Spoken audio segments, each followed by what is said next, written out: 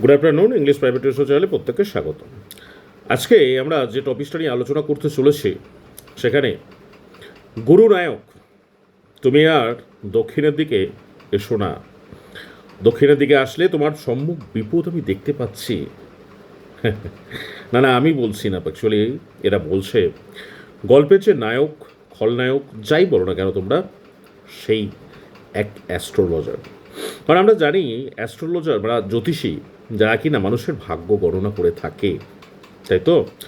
সেরকমই ভাগ্য গণনারই এক প্রকার অভিনব প্রয়াস, যেখানে সে গুরুনায়ক বলে এক আগন্তুক তাকে বলে পাঠাচ্ছে দক্ষিণের দিশায় আর ফিরে এসো না। তুমি সোজা উত্তর বরাবর চলে যাও, যেখানে তোমার বাড়ি, তাতেই তুমি 100 বছর হয়তো বাঁচতে পারবে। আর তুমি যে জিনিসটা খুঁজছো তাকে পাওয়া আর সম্ভব নয়, কারণ তাকে যদি খুঁজে পেতে হয় তাকে তুমি পরপারে গিয়েই খুঁজে পাবে। যাই হোক, যেটি আলোচ্য বিষয় তোমাদের প্রথম সেমিস্টারের প্রথম প্রোজ ক্লাস 11-এর জন্য অ্যান অ্যাস্ট্রোলজার্স ডে, এই পাঠ্যটি আজকে আমরা কিছুটা আলোচনা করব এবং এই পাঠ্যেরই অন্তর্ভুক্ত এই কথাগুলি আছে, তাই সেটা দিয়েই আজকের আমার ভিডিওটা শুরু করলাম। ভিডিও শুরু করার আগে অবশ্যই এর আগে তোমাদের ম্যাকবেথ, যেটি র্যাপিড রিডারের মধ্যে প্রথম চ্যাপ্টার রয়েছে, সেটি নিয়ে আমাদের ভিডিও অলরেডি প্রকাশ করে গেছে, তোমরা সেটা দেখেছো। অনেক ধন্যবাদ যারা যারা ভিডিওটি সাবস্ক্রাইব করেছো বা এখনও যারা চ্যানেলটিতে প্রথম বাদের জন্য দেখতে চলেছো, তাদের কাছে সবিনয় নিবেদন যে তোমরা কিন্তু চ্যানেলটিকে সাবস্ক্রাইব করে আমাদের পাশে থেকো, যাতে পরবর্তীতে নতুন নতুন ভিডিও আনতে আমি উদ্যোগী হয়ে থাকি। যাক, এবার আসা যাক পিসটির মধ্যে। এই পিসটি অ্যান অ্যাস্ট্রোলজার্স ডে কে লিখেছেন? অত্যন্ত পরিচিত একজন লেখক, আর কে নারায়ণ। তোমরা দশম শ্রেণীতে ওনার লেখা একটি প্রোজ পড়ে এসেছিলে। যাক, এটা তোমাদের জন্যই প্রশ্নটা রইল, যদি তোমরা বলতে পারো বলো তো সেই পিসটির নাম কি? অবশ্যই কমেন্ট বক্সে লিখে জানিও। যাক, তো এই আর কে নারায়ণ, এনার সম্পূর্ণ নাম কি? রাশিপুরম, তাই তো? রাশিপুরম কৃষ্ণস্বামী আইয়ার নারায়ণ। ইনি একজন দক্ষিণ ভারতের লেখক, ভারতীয় লেখক। তো ইনি যে জায়গাটিকে কেন্দ্রীভূত করে বেশিরভাগ গল্প লিখেছেন, সেই জায়গাটির নাম হচ্ছে মালগুডি। তাই তার যে ছোট গল্পের সংকলন, সেই সংকলনটির নাম হচ্ছে মালগুডি ডেজ। আর এই মালগুডি ডেজ থেকেই এই অ্যান অ্যাস্ট্রোলজার্স ডে যে পাঠ্যটি তোমাদের রয়েছে সেটি সংগৃহীত। তাই চলো আর দেরি না করে আমরা পাঠ্যটি পড়ে দেখার চেষ্টা করি। তো এই তোমাদের পাঠ্যটি অ্যান অ্যাস্ট্রোলজার্স ডে, আর কে নারায়ণ লিখেছেন। পাঞ্চুয়ালি at midday, he opened his bag and spread out his professional equipment. কাটায় কাটায় ঠিক দুপুরবেলা সে তার ঝোলাটাই খোলে আর বিছিয়ে দেয় তার ব্যবসা সংক্রান্ত সরঞ্জামগুলিকে, হুইচ কনজিস্টেড আর ডজন কুড়ি শেলস, যার মধ্যে থাকতো 1 ডজন কুড়ি। সেই কুড়িগুলো তোমরা ছোটোবেলায় হয়তো অনেকে পড়েওছো বা দেখেছো, সমুদ্র থেকে পাওয়া যায়। আর কি থাকতো? A square piece of cloth with obscure mystic charts on it, এবং একটা ছকাকা অদ্ভুত ধরনের চৌকো কাপড়ের ফালি। আর a notebook and a bundle of palmyra writing, একটি নোটবই আর হস্তরেখা বিচার সংক্রান্ত বা তাল পাতার যদি বলে থাকো সেই সংক্রান্ত লেখালেখির একটি bundle. His forehead was resplendent with sacred ash and vermilion, তার যে কপালটা সেটা পবিত্র ছাই আর সিঁদুরে চকচক করত।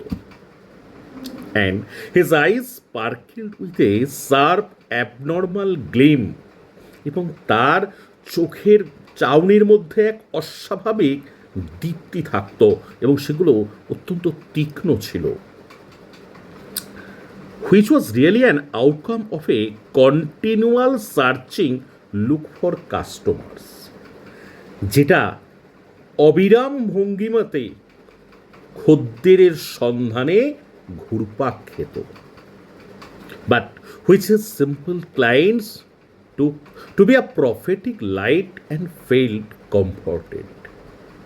কিন্তু তার চেয়ে সাধারণ কাস্টমার, সাধারণ খরিদ্দাররা সেটাকে ভবিষ্যৎবাণীময় এক জ্যোতি বলে ভুল করত, আর সেটাতেই স্বচ্ছন্দ ফিল করত। তো প্রথমেই তাহলে এই অ্যাস্ট্রোলজার কোথায় বসতো সেটা সম্বন্ধে এখনো আসেনি, কোনখানে বসতো না আসলেও কখন বসতো এসেছে, এবং তার সরঞ্জাম মানে সে কোন কোন জিনিসগুলো নিয়ে বসতো বা তার বেশভূষার বেশ কিছুটা অংশ এখানে তোমরা প্রথম স্ট্যাঞ্জার মধ্যে পেলে। Second stanza, the power of his eyes was considerably enhanced by their position. তার চোখের যে জ্যোতির রীতিমতো বেড়ে গিয়েছিল সেটার অবস্থানগত কারণে। Placed as the war between the painted forehead, কারণ এগুলো সেইখানেই ছিল যেখানে তার রং করা ওই কপালটি ছিল। কি ছিল রং করা? সেই পবিত্র ছাই আর সিঁদুরের এক তিলক। And the dark whiskers which streamed down his cheeks, এবং তার ওই কালো গোঁপদাড়িগুলো যেগুলো গাল বরাবর নিচের দিকে নেমে এসেছিল, মানে মুখ ভর্তি দাড়ি আর গোঁপ থাকতো। Even a half wits eyes would sparkle in such a setting, এমনকি একজন নির্বোধের চোখও ওই রকম পরিমণ্ডলে দাঁড়িয়ে চকচক করতে থাকবে। To crown the effect, he wound a saffron-colored turban around his head, এবং এই সমস্ত পরিণামটাকে আরও বেশি করে জোরালো করে তুলতে সে মাথায় একটা গেরুয়া রঙের পাগড়ি পরিধান করত। This colour scheme never failed, এই যে বর্ণবিন্যাসটা সেটা কখনোই ব্যর্থ হতো না। তাহলে এখানে আমরা দেখলাম তার মুখমণ্ডলের বেশ কিছু বিবরণ। প্রতিটা লাইন অত্যন্ত গুরুত্বপূর্ণ, কারণ প্রতিটা লাইনেই ছোট্ট ছোট্ট প্রশ্ন লুকিয়ে আছে। তোমরা খুব ভালো করে জানো তোমাদেরকে এমসিকিউ প্যাটার্নেই পরীক্ষা দিতে হবে, তাই খুব খুঁটিয়ে মানে মাইনিউটলি তোমরা কিন্তু চ্যাপ্টারটি পড়বে। আমরা একটু মাঝের দিকে চলে যাই।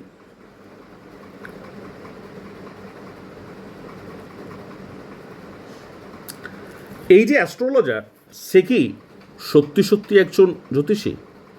না, তার কোনো সদিচ্ছা ছিল না এই জ্যোতিষ চর্চার বিষয়ে, কিন্তু পরিস্থিতির চাপে তাকে এই পন্থা বা এই পেশা বেছে নিতে হয়েছিল।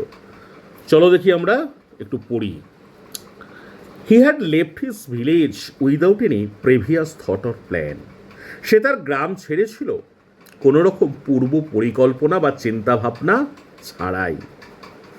If he had continued there he would have carried on the work of his forefathers, যদি সে সেখানে থেকে যেত, কোথায় মানে সে তার গ্রামের বাড়িতে থেকে যেত, তাহলে তাকে তার পূর্ব পুরুষের যে কাজকর্ম সেগুলোকেই চালিয়ে যেতে হতো।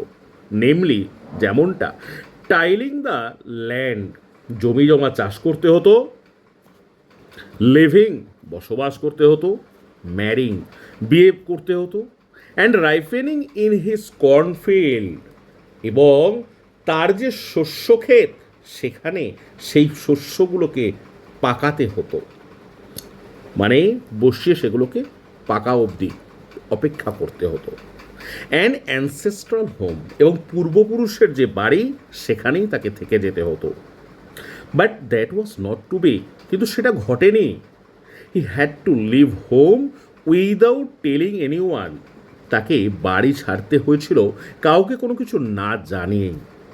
And he could not rest till he left it behind a couple of 100 miles, এবং সে ততক্ষণ পর্যন্ত বিশ্রাম নেয়নি যতক্ষণ না সে প্রায় 200 মাইল অতিক্রম করে ফেলেছিল।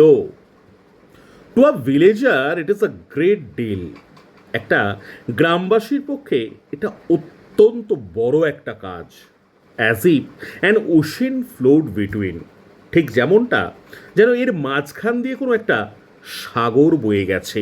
কারণ সাগর আমরা জানি অত্যন্ত ব্যাপ্ত, আর এই 200 মাইল লেন্থ এটাও অত্যন্ত ব্যাপ্ত।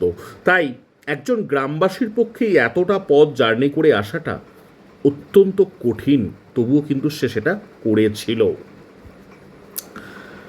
তো এইভাবেই তার জীবনের জ্যোতিষ চর্চা শুরু হয়, এবং সে তার শুধুমাত্র গেস ওয়ার্ক, আন্দাজ করে মানুষের মাইন্ডটাকে পড়ার চেষ্টা করতে করতে ক্রমশ সে একজন পপুলার অ্যাস্ট্রোলজারে পরিণত হয়েছিল।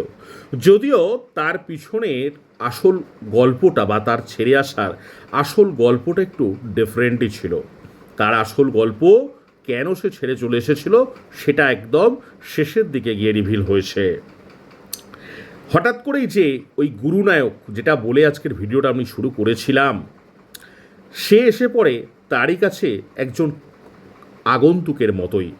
সেই আগন্তুক কে ছিল সেটা জানার জন্য আবার একটু শেষের দিকটা আমরা পড়ে নিই। টেল মি মোর, আমাকে বলো, আরো বলো। A knife has passed through you once. একটা ছুরি তোমাকে আহত করেছিল একবার, সেট দ্য অ্যাস্ট্রোলজার বলেছিল। সেই আগন্তুকের সঙ্গে তখন তার কথোপকথন চলছে। Good fellow, he bared his chest to show the scar. আরে আপনি তো দারুণ বলছেন। এই বলে সে কি করেছিল, তার বুকের ক্ষতটা দেখাবার জন্য খুলেছিল। হোয়াট এলস, আর কি বলো, উদ্বিগ্নতার সাথে সেই আগন্তুক প্রশ্ন করছে। And then you are forced into a well near by in the field. তারপর তোমাকে মাঠের একটা কুয়োর মধ্যে ঠেলে ফেলে দেওয়া হয়েছিল।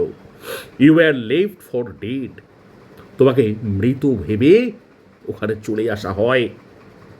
I should have been dead if some passerby had not chanced to peep into the well. আমি নিশ্চিতভাবেই মরে যেতাম যদি ওখান দিয়ে চলে যাওয়া এক পথচারী উকি মেরে ওই কুয়োর মধ্যে না তাকাতো। এক্সক্লেম দ্য আদার, ওই অন্যজন আগন্তুক এই কথাটি বলেছিল।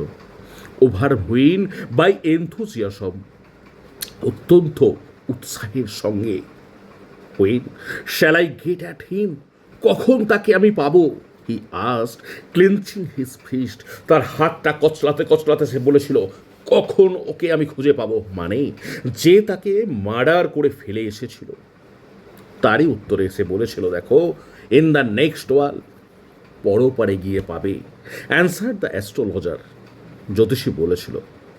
He died 4 months ago in a far off town. দূরবর্তী এক শহরে সে মারা গিয়েছে 4 মাস আগে। You will never see any more of him. তুমি আর কখনো তাকে দেখতে পাবে না। The other ground on hearing it. অন্যজন তো গর্জন করতে লাগলো এটা শুনে, মানে সেই আগন্তুক। দ্য অ্যাস্ট্রোলজার প্রসিডেড, জ্যোতিষী তার কথা চালিয়ে গেল, গুরু নায়েক, মানে ওই আগন্তুকের নামটা এইবার এসে রিভিল হলো। তাহলে এই যে পুরো ঘটনাটা অ্যাস্ট্রোলজার বলে দিতে পারলো পুঙ্খানুপুঙ্খভাবে, এই ঘটনাটার সাক্ষী বা এই ঘটনাটা ঘটিয়েই ছিল এই অ্যাস্ট্রোলজার, যেটা তোমরা একদম পাঠ্যের শেষে এসে দেখতে পাবে। তাই পাঠ্যটি খুব ভালোভাবে পড়ো, এবং এখান থেকে প্রশ্ন কী ধরনের আসতে পারে সেটা অন্য একটি ভিডিওতে সত্তর নিয়ে আসব।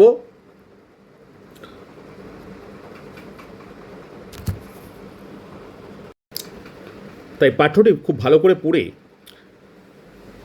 সেটা থেকে কত ধরনের প্রশ্ন হতে পারে সেই প্রশ্নের ভিডিওস আমরা পরবর্তী একটি ভিডিওতে আনব। সেটার জন্য আমাদের চ্যানেলে চোখ রাখতে হলো না। যারা চ্যানেলটিতে প্রথমবারের জন্য দেখছো তাদের কাছে রিকোয়েস্ট, চ্যানেলটি সাবস্ক্রাইব করতে একেবারে ভুলো না, যাতে পরবর্তী যে কোনো ভিডিও আসুক না কেন সেটা তোমরা সাথে সাথে পেয়ে যাও। এর পাশাপাশি একটু যদি মনে হয় যে এই ভিডিওগুলো তোমাদের কোনো কাজে আসছে, তাহলে বন্ধুদের মধ্যে শেয়ার করতে একেবারে ভুলো না। তোমাদের পাশে থাকাটা একান্ত কাম্য আমার নতুন নতুন ভিডিও তৈরি করার জন্য। ততক্ষণের জন্য প্রত্যেকে মন দিয়ে পড়াশোনা করো, ভালো থেকো, ধন্যবাদ।